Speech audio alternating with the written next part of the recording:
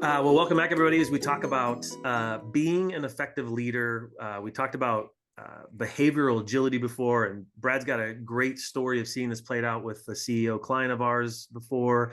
Tom also here, and just talking about how to take these concepts of being an effective leader, understand them, and then how they play out. And so we want to talk about being direct today. So, Brad, tell us the story of an organizational leader who struggled being direct. Yeah, so we worked with a client a number of years ago who was in a very challenging business, very challenging environment. And he had about 1,000 employees, good sized organization. He was the most amiable, maybe the best at building relationships of anybody I've ever seen. I mean, he would walk into the facilities and he knew people by name. He even knew the residents by name. It was amazing. And people loved him and they'd follow him anywhere. And he had this tremendous way of inspiring people. But along with that, he wanted to be so welcoming that he was very indirect. He used a lot of implication and inference in his speech. And one of the things that he realized in the course of our work together was that he was so indirect with people and he was so avoiding the direct and difficult conversations that he wasn't holding people accountable. And I don't mean policing people, but I mean just acknowledging, hey, here's the benchmark we need to hit, get people to promise it, and then how'd you do? Checking in with people. So he went to work to learn to be more direct in that way with people. And he realized it wasn't off-putting, that it was supportive. And within several months, the financial results of the organization were dramatically improved just because he added that one little piece to his repertoire of being able to be direct with people. And this is that unconscious competency stuff. Like, he didn't realize he's just very comfortable in certain strengths and uncomfortable in others. And so it's like a light switch comes on. You become conscious of it and you can go to work on it and change it. And it sounds simple. Yeah, and Brene Brown talks about this, that clear is kind. And I tend to be indirect too. I've had to quite literally, with help from others, including Brad and yourself, become more direct. And this stuff works, when you think about where am I being indirect and where do I need to be more direct? And for some other people, where am I being direct and I actually may need to be a little bit less direct. One of the things that we always get nervous about is when people say things like, well, that's just the way I am. Well, we would say, no, it's not the way you are. You don't have a direct or an indirect, part of your DNA inside of you. It's what you tend towards. You tend towards maybe being direct, or you tend towards being indirect. And that's great. That works great for you in most situations. And sometimes what your people need, what your team needs, maybe even the people at home need from you is the opposite. And so that's really the goal here as a leader, is we have to become more conscious and think about, okay, what's this situation need and what will produce results? And for most people, especially in sort of the behavioral health and human services and education space, what we've found is a tendency towards indirectness, because for all good reasons, we want to create a stable environment. We want to build relationships. We don't want to ruffle feathers. So good intentions, but the flip side of that is that we're not maybe producing the results that we could, and we need to actually be more direct, and we need to not avoid discussions. Yeah. And, I'll send this to you in a second, Brad, because what I was thinking is when you say be direct, I think it'll be helpful if we define it too, because I think sometimes when people say, oh, I'm just a direct person, they really just mean, like, they'll say it in different ways, like, well, that's just who I am, or that's just how it is, or I'm just being honest. And we're not talking about your opinions. So Brad, tell us what's like a good working definition for be direct as a tool for being an effective leader.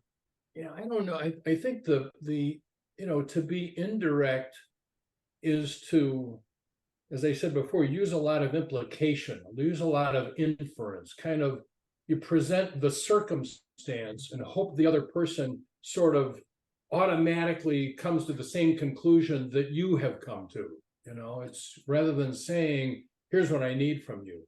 A really simplistic example is, if we're all sitting in a room, someone who's indirect might say, golly, it's cold in here. And what they really mean is, I'm cold and I'd like somebody to turn up the thermostat.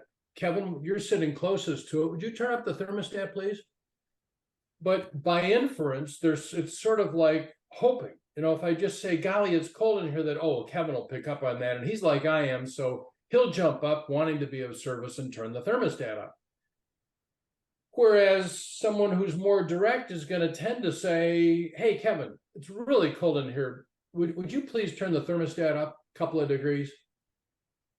Again, one's not better than the other. It's just that sometimes being indirect is called for, but sometimes being direct is called for. You can tell when people are indirect, just a little further, because they tend to use a lot of modifiers when they talk. They tend to soften the point, like they're kind of indirect. They use a lot of, well, sort of, and kind of, and like it's seldom do you hear them say, this is the way it is. It's like that. So it's really helpful sometimes because it helps other people kind of come to their own conclusions. But sometimes when other people come to their conclusions, they don't conclude what you want them to. Like if you're trying to manage them and ask them to get something accomplished and they come to a different conclusion, not so effective. It goes back to clear as kind. And as leaders, one of the great ways to become aware of this is to notice, where am I frustrated? Where things are frustrating me in my life right now. And there's a good chance that you may not be as direct as you want to be, or on the flip side, you may be not as indirect as you need to be, because for those folks who tend to be direct all the time, their team may feel like you're hitting them over the head with a sledgehammer all the time. It's like command and control almost, and there actually may be a need to be more indirect. And for those who tend to be indirect, you're frustrated because people aren't doing what you didn't get them to agree to do and what you didn't clearly communicate to them to do or ask them to do. And this shows up in silly ways too, by the way. I realized a few years ago, I was getting frustrated that my family wasn't loading the dishwasher the right way. And after a few weeks, I realized, well, because I haven't asked them to. I wasn't directly asking them to do it. Long story short, I did actually end up doing that. And the funny part is that my kids and my wife all said, no, we're all busy. We're all busy with school and sports and working. And so we actually don't agree to load the dishwasher the way you want us to. And we all like, okay, fair enough. Now we have a clarity, we have agreement, and we're just going to throw stuff and get it into the dishwasher. That's what we're all agreeing to. And it allowed me to move on and to let go of that frustration. That's good. That's a good example because it's big and small. There's just times for us to be more direct to create that clarity. There's so often, I had a call not too long ago with someone who in a coaching call that there were some ineffectiveness in their team dynamics, and they were frustrated with two in particular members of their team, some performance things, and just, I don't know what to do. And then they went about clearly articulating what the issue is and where they need to see them grow. And then I just asked, well, have you told them that? No. And the thought of telling them elicited a fear that it's like, none of us want to be offensive or domineering or whatever it is, but there's a need for us to share our opinion because it's really a great gift to people. None of us want to be poor performing and frustrating our team, and no one was kind enough to let us know. That happens a lot at home, everywhere else. A lot, especially in the workplace. So that could be a good place to wrap up, is to, take a second and just think for yourself, where am I frustrated, and where maybe do I need to be more direct, or maybe I need to be more indirect, and give it a try, see what happens. You'll be amazed at the results that can come about, like Brad's story earlier.